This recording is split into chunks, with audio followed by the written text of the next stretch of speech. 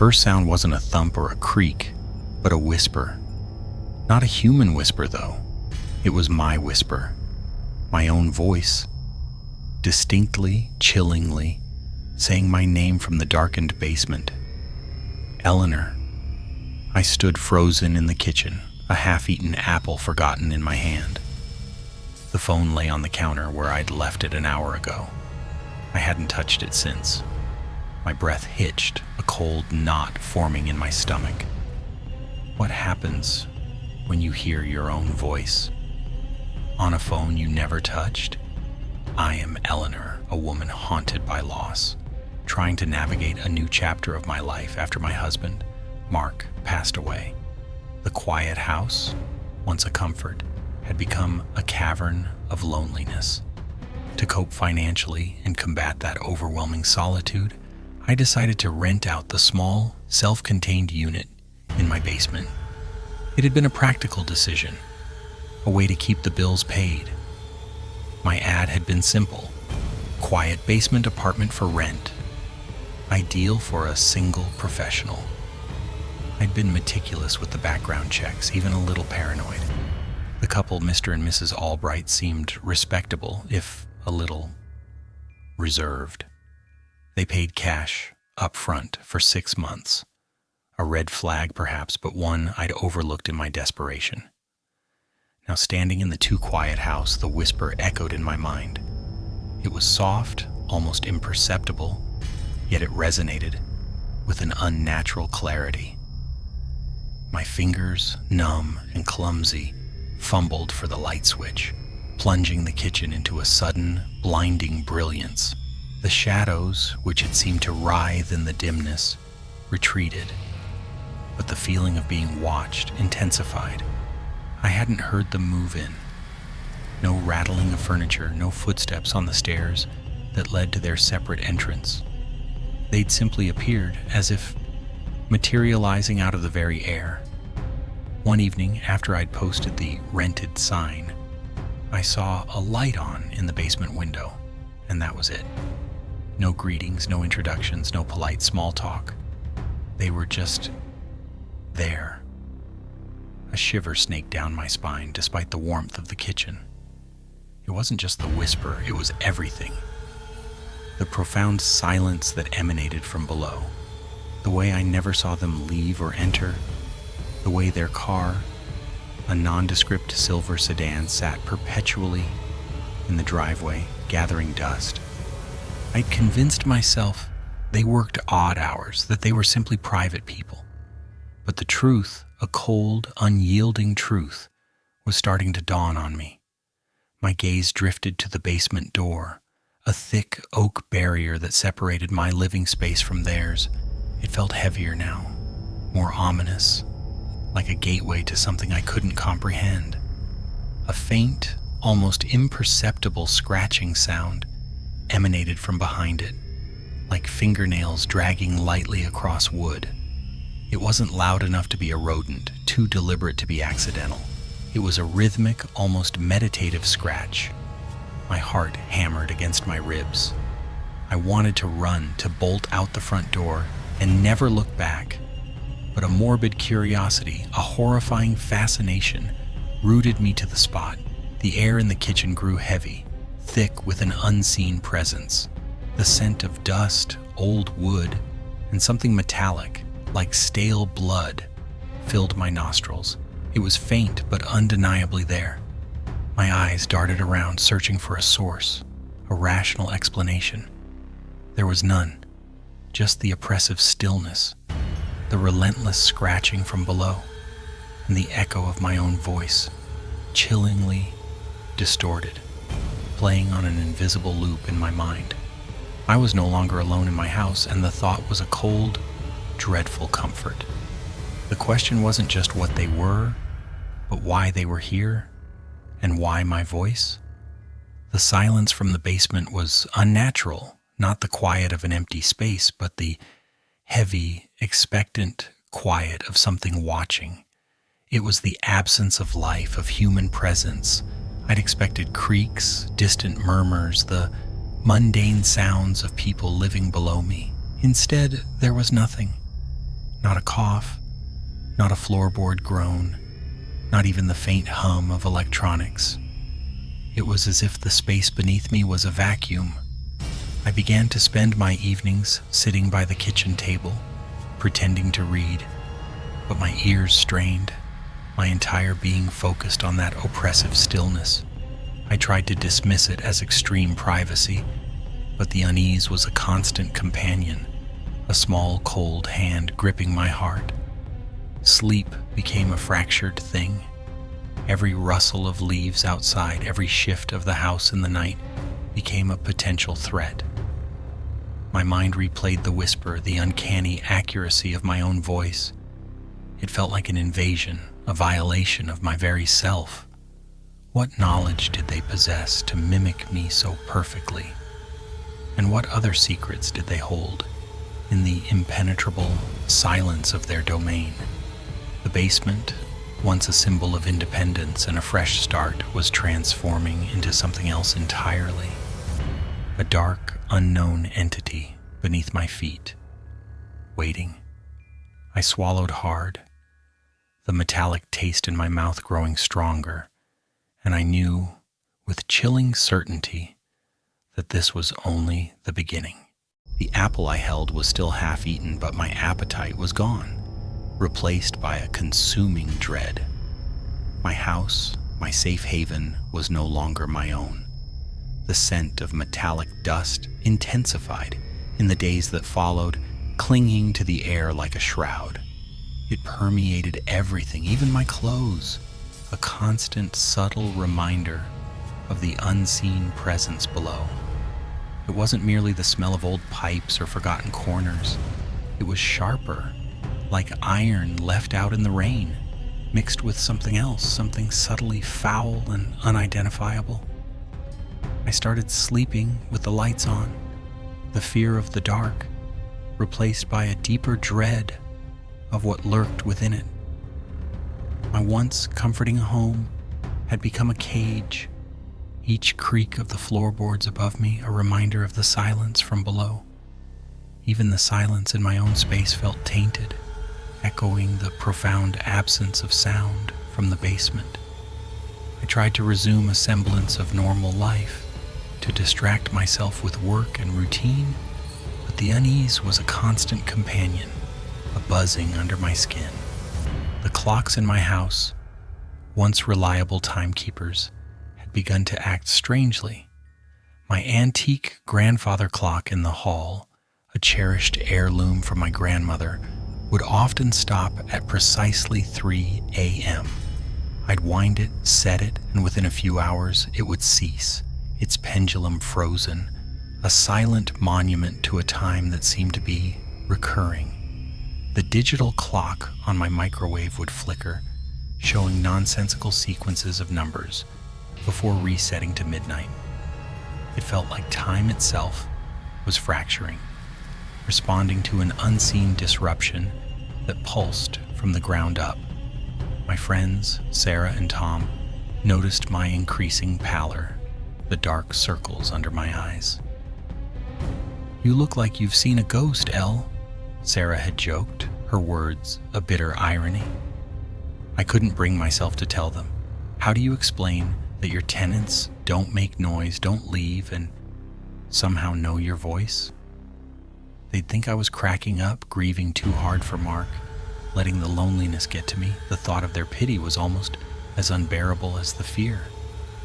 So I lied, mumbled about insomnia and stress, and watched their worried glances deepen. My secret was becoming a burden, isolating me further. I started observing the basement more closely, my eyes constantly drawn to the 3 small, grimy windows at ground level. Usually dark, sometimes they showed a faint, milky white glow. It wasn't electric light. It was too soft, too diffused, like moonlight filtering through thick fog, even on a cloudy day. It lacked the crispness of a bulb, shimmering instead with an inner, almost organic luminosity. I'd sometimes catch a glimpse of movement, a fleeting shadow that wasn't quite human, too angular, too fluid, sliding past the opaque glass. My imagination, I'd tell myself, desperate for a rational explanation, forcing myself to look away. But the image always lingered in my peripheral vision, a persistent, unsettling flicker. Then there were the whispers. They weren't just my voice anymore. They were fragmented, ethereal, like snippets of conversations heard through a dense fog, just at the edge of comprehension. Sometimes they were foreign languages I didn't recognize, melodic yet unsettling, like ancient chants. Other times they were children's voices, giggling then abruptly cutting off, leaving an eerie silence that vibrated with suppressed mirth. I'd find myself pausing mid-sentence, straining to hear, my heart thumping a frantic rhythm against my ribs, a cold sweat dampening my hairline. I would follow the sounds from the living room to the hallway, to the very door of the basement. But the whispers would always retreat, dissolving into the oppressive quiet before I could pinpoint their source. One afternoon, a dull, resonant thud emanated from the basement, a sound like something incredibly heavy and yielding being dropped.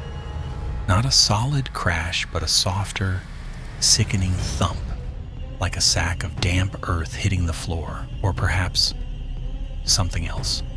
I immediately rushed to the basement door, my hand hovering over the doorknob, knuckles white, curiosity warring with terror. It wasn't a human sound, not truly. It was too soft, duller, like something without bone or mass. Then silence. A profound, absolute silence that was far more terrifying than any noise, because it implied a conscious cessation, a deliberate return to stillness. I stood there frozen, listening to my own frantic heartbeat in the vacuum of their quiet. I started having dreams, vivid, terrifying dreams of shadows slithering beneath my bed, of unseen eyes watching me from the corners of my room, cold and utterly devoid of emotion. In one dream, I saw myself standing in the basement, my face contorted in a silent scream, my eyes wide and unseeing, and behind me, a swirling vortex of the same milky white light I'd seen from the windows. I'd wake up in a cold sweat, the metallic scent strong in my nostrils, the feeling of being watched almost unbearable, as if the dreams had followed me into consciousness. My neighbor, an elderly woman named Mrs. Henderson, whose house bordered mine, had always been a solitary figure, prone to talking to her roses. Lately, though, her behavior had become increasingly erratic. She'd stand in her garden, facing my house for hours, just staring.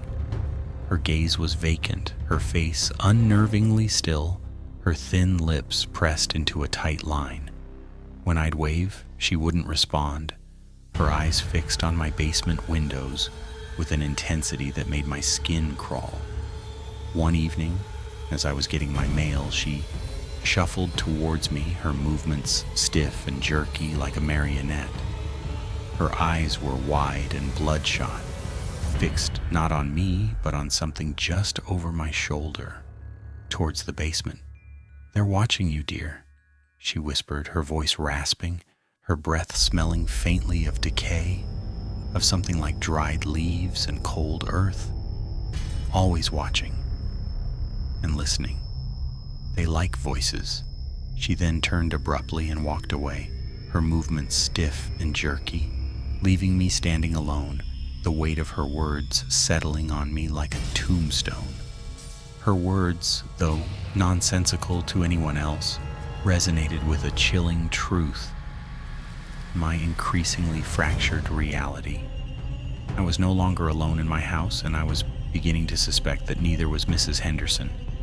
The night the grandfather clock stopped for good, its ornate hands frozen at precisely 3 a.m., was the night reality truly shattered. I was awake as usual, sitting bolt upright in bed, consumed by the oppressive silence from below. The air in my bedroom was thick with the metallic scent, so strong it felt like a physical pressure in my lungs, almost suffocating. A faint hum, like a distant swarm of bees, began to emanate from the basement door, growing steadily louder. It wasn't a sound I recognized, not mechanical, not organic, but something else entirely. A deep, resonating thrum that vibrated through the floorboards, through my very bones, setting my teeth on edge. My reflection in the darkened living room window shimmered, then warped. My face stretched, distended like a funhouse mirror image, but there was no fun in it. My eyes in the reflection were no longer my own. They were black, empty voids, utterly devoid of light or life. A silent scream ripped through my throat, a primal agony, but no sound escaped, only a dry, choking gasp. The hum from the basement intensified, reaching a painful roar that threatened to tear my eardrums apart, vibrating through the very air, making the light fixtures rattle. The room began to twist. The familiar walls seemed to ripple, to breathe, the furniture to contort into impossible angles. The solid became fluid, the reassuring shapes of my home dissolving into a nightmarish kaleidoscope. The photographs on the mantelpiece, once filled with comforting memories of Mark, blurred and distorted, his face elongating, eyes sinking into shadowed pits. I stumbled back, my hands outstretched, searching for something to anchor myself to, but the floor itself felt like shifting sand. The hum reached a crescendo, a deafening internal roar that pressed against my skull. And then the door to the basement, the heavy oak barrier that had always felt so solid, began to rattle. It wasn't a gentle shake. It was violent, explosive, as if something immense and furious was slamming itself against the other side, not just once, but with relentless, piston-like force. The hinges groaned, a terrible, drawn-out shriek, like rusted metal being twisted and torn apart by an unseen, inhuman strength. Splinters of wood flew from around the frame, sharp projectiles against the swirling chaos of the room, some embedding themselves in the far wall. With a faint thunk, my breath caught in my throat, a suffocating lump of terror, as the vibrations shook the entire house, rattling the very foundations. Through the gaps created by the splintering wood, I saw it, not a human eye, not a human shape. It was a viscous, shifting darkness, a void that seemed to absorb the meager light in the hallway, pulling it in. It pulsed, a slow, horrifying rhythm, like a monstrous heart beating in the depths of the earth, expanding and contracting with an impossible, sickening fluidity. Tendrils of this darkness seemed to reach out, to writhe, like grasping appendages made of shadow. The metallic scent intensified, overwhelming my senses, and I gagged, tasting bile in my mouth. It was the scent of cold, ancient hunger, a voice not mine, not the fragmented whispers from before, but a deep, guttural resonance that vibrated through the very foundations of the house, spoke. It wasn't in English, or any language I'd ever heard, yet its meaning was undeniably clear, implanted directly into my mind with a chilling, invasive certainty. You are ours, your essence, your fear. It sustains us. The words didn't come from the door or even from the basement. They came from everywhere, from inside my head, from the very air I breathed, a chorus of voiceless entities. The door burst inward with an explosive, deafening crack, sending a shower of wood splinters and dust across the hallway. The force of it almost knocked me off my feet. But there was nothing there, just the gaping black maw of the basement stairs, a darkness so profound it seemed to swallow the light, a hungry void. The humming stopped. The world stilled. The air was still thick with the metallic scent, and my own distorted reflection stared back at me from the shattered living room window, its black eyes unblinking, a silent testament to the horror. A single chilling realization clawed its way into my mind, colder than any fear, more crushing than any pain. The Albrights, the quiet couple who never left, who never made a sound, they weren't just private, they weren't human, they were conduits, a veil, a facade. But what were they? And what did they want with me? The dark abyss of the basement beckoned, a silent invitation, and I knew, with a terrifying certainty, that I was no longer a landlord. I was prey, and I was trapped. I don't remember much of what happened next, only a blur of primal instinct taking over. The image of the splintered door, the gaping void of the basement, and the echoing guttural command of "you" are hours burned into my mind. The metallic taste of fear filled my mouth. I stumbled back, my legs moving without conscious thought, propelled by sheer terror. I ran out of the house, not grabbing a coat, not a phone, not a single possession, just a desperate, animalistic flight into the cold, pre-dawn darkness. My bare feet slapped against the pavement, oblivious to the sharp stones and freezing asphalt. The streetlights seemed to waver, casting long, dancing shadows that stretched and twisted into monstrous forms behind me, as if the darkness from my basement was already beginning to seep into the world. Every rustle of leaves, every distant siren sent a jolt of pure terror through me, making me flinch and gasp. I didn't stop until I reached Sarah's house, a beacon of normalcy in my fractured reality, pounding on her door with bruised and bleeding knuckles, the frantic rhythm of my heart echoing the frantic beat against the wood.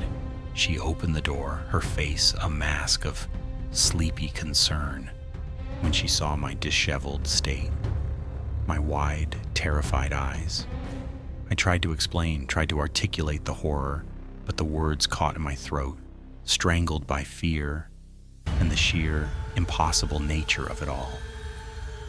"They're not human," I choked out, tears streaming down my face, my voice a broken rasp. "The basement, it's gone. They want me." Sarah, bless her pragmatic heart, tried to comfort me, her arms wrapping around my trembling body. She thought I was in shock, that I'd finally had a breakdown after all the grief for Mark. She called a doctor, prescribed me sedatives, and for a while the drugs provided a merciful oblivion, a temporary escape from the waking nightmare. But the dreams persisted. Dreams of the shifting darkness, of my own voice whispering from unseen corners, echoing "Eleanor," sometimes accompanied by a child's chilling giggle. Dreams of Mrs. Henderson's vacant stare, her lips silently forming the words, "Always watching." Each morning I woke up, the metallic scent faint on my breath, the feeling of invisible eyes on me. When I finally returned to the house, accompanied by Sarah and Tom, their faces a mixture of concern and careful skepticism, the basement door was miraculously, disturbingly intact. Not a splinter, not a crack. It was perfectly, unsettlingly closed, as if the terrifying event had never happened.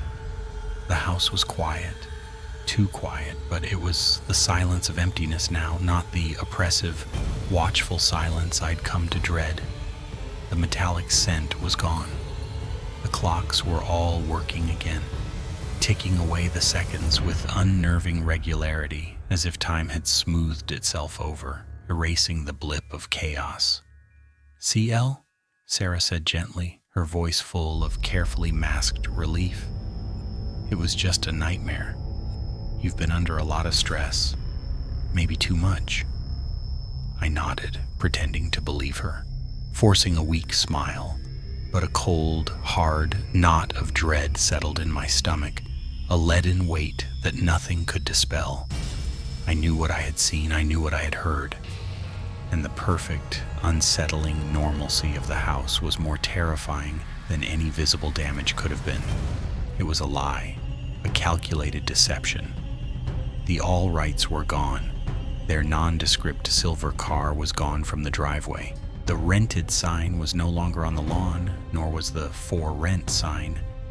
It was as if they had never existed, a convenient deletion. No rental history, no forwarding address, nothing. But the lingering impact on me was profound. I couldn't shake the feeling of being watched, even when I was alone in a crowded room. Every shadow held a potential threat. Every creak of a floorboard, every faint, unidentifiable sound sent my heart racing.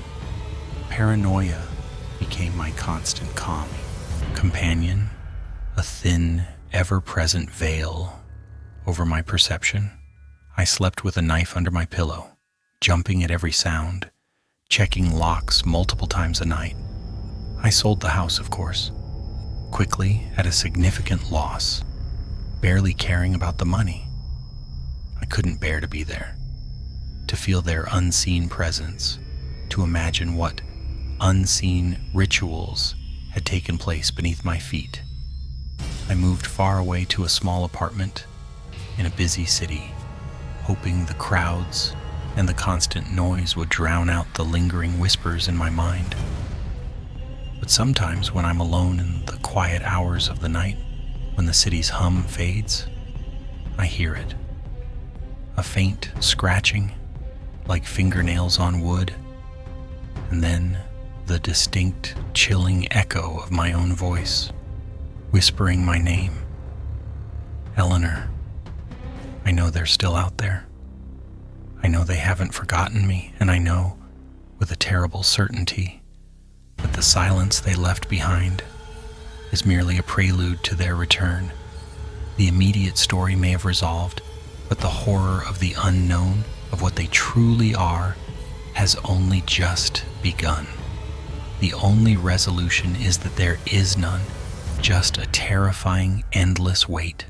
Some doors aren't meant to be opened, even if you're just trying to pay the bills, even if you're desperate for a fresh start, trying to outrun the echoes of grief. Eleanor learned that, too late, the silence after a storm can be more terrifying than the thunder, for it holds the promise of a return, a chilling lull before the next, inevitable invasion. She survived, yes, she walked away, but her peace was shattered irrevocably, replaced by a constant, gnawing fear that no distance or new city could alleviate. The world, once a place of mundane certainties, became a labyrinth of unseen eyes and echoing whispers, a stage for a horror that only she could perceive. Her life is a testament to the chilling truth that some horrors don't end with a bang, but with a whisper that lingers, a constant shadow in the periphery of your vision, a subtle shift in the ordinary that hints at the monstrous. The Albrights, or whatever they truly were, left no trace, no physical evidence of their existence. Yet their presence is irrevocably etched onto Eleanor's soul, a permanent scar of the unknown, a cursed knowing. She carries them with her, a silent passenger, in her every thought. She learned that the most terrifying monsters aren't the ones you can see, the ones that jump out of the dark. They are the ones that hide in plain sight, mimicking humanity, inhabiting your space, listening to your very breath, leaving behind only the chilling echoes of your own voice as a twisted calling card. The metallic scent, faint and fleeting, still occasionally drifts to her, an olfactory hallucination, a ghostly reminder of the night her world fractured and the real tenants arrived. And sometimes, in the dead of night, when the city finally sleeps, she hears it again, a faint, rhythmic scratching beneath her floorboards wherever she goes. It's not just in her dreams anymore. It's a lullaby from the dark, a promise that the door, though closed, can always be opened again. The silence is never truly silent when you've heard the unspeakable, and Eleanor knows with bone-deep dread that they are still listening, always.